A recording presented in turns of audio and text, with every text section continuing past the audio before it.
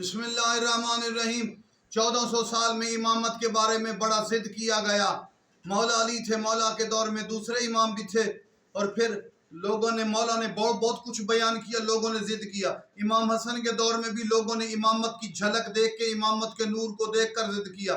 باقی ائمہ کے دور گزرتے رہے، ایک وقت میں کئی امام تھے، لیکن لوگوں نے ضد کیا امامت کے متعلق۔ دنیا روشناس امامت کو متعلق مان نہ سکی، امام پر ایمان نہ لے آئے۔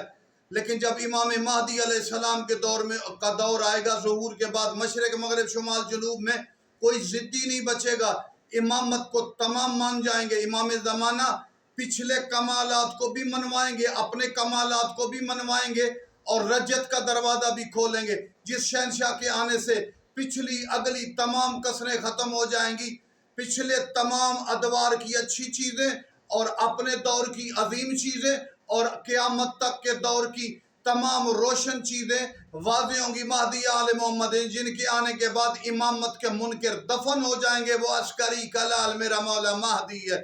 السلام علیکم ورحمۃ اللہ۔